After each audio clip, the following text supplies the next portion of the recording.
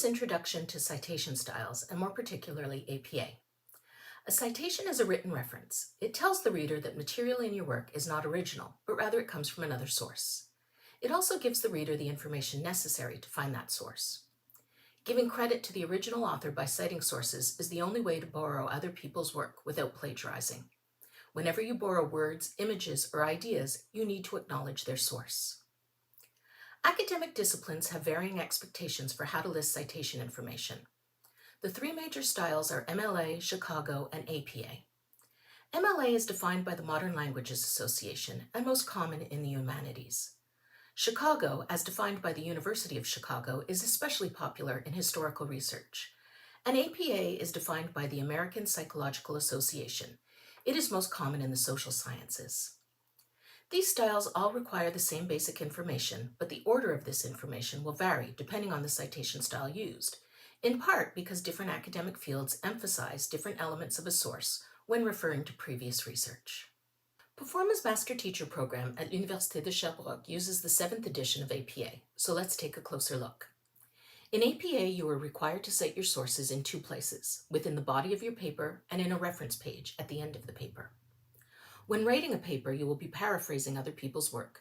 You need to attribute the source of that work directly after the idea or quotation through in-text citation.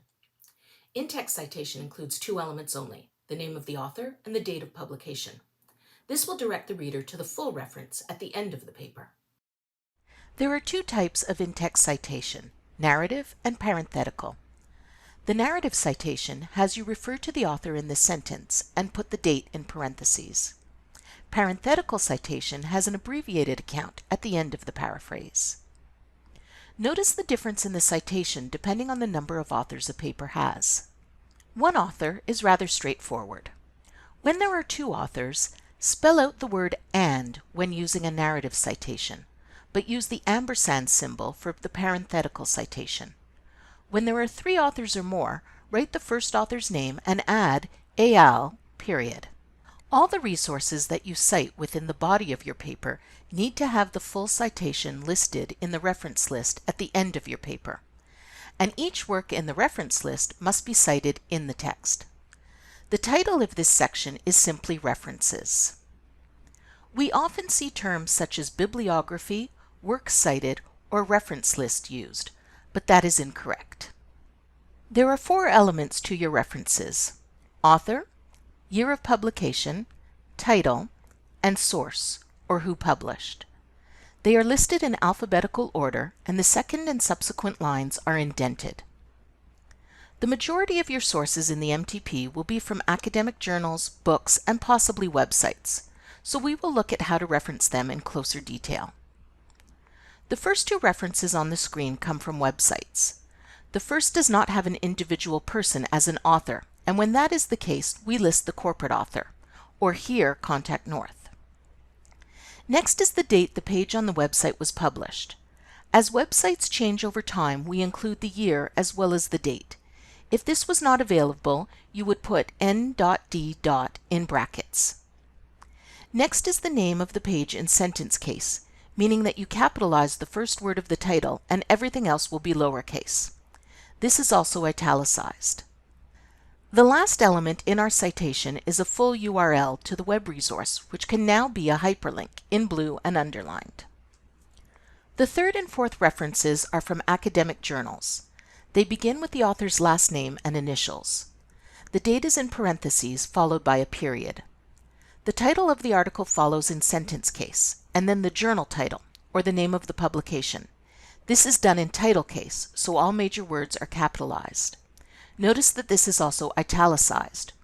One thing to note about journal titles: do not use abbreviations, but write out the full name. Next is the volume and issue of the journal, if there is one. The volume number is in italics, and right after, with no space, is the issue number, which is in parentheses and not italicized. Follow this by a comma, and then the entire page number range of the article. If the article does not have a DOI, this is the end of the citation. Most articles found through a library database, however, do have a DOI, which stands for Digital Object Identifier. This is found at the top or bottom of your article, or within a citation statement. The new formatting in APA 7th edition is https://doi.org, then a slash, then the actual DOI number. Sometimes you will see DOI: or http://dx.doi, but that is from a previous APA edition and is no longer correct. You may be asking yourself, why do I need to know the details when there are several citation generator tools that can do this work for me? And it is true, they can be very helpful. We even have a video in our playlist on how to use Zotero. But these tools are not infallible, and mistakes do happen. The Université de Sherbrooke library databases can generate citations for you, but notice that it comes with a warning label. And if you are using the reference function in Word, at the time of this recording, only the 6th edition of APA is supported. Here is an example generated from Word and the correct version. Notice that for in-text, the generated citation listed all authors, when in fact only the first author, or in this case editors, should be listed, followed by al. Another error that is quite common with digital generators is in capitalization. APA adheres to sentence case, as described earlier. When citing a resource, we no longer need to include the publisher's location, so we do not need city, state, or province, only the publisher's name. A big difference between the 6th and 7th edition for web references is that hyperlinks are now allowed, and the removal of the words retrieve from. You will, however, need to include the URL or the DOI if it is provided. Learning the fundamentals of citations is important in many ways, but it will help you verify that the output of any digital tools that you use are exact.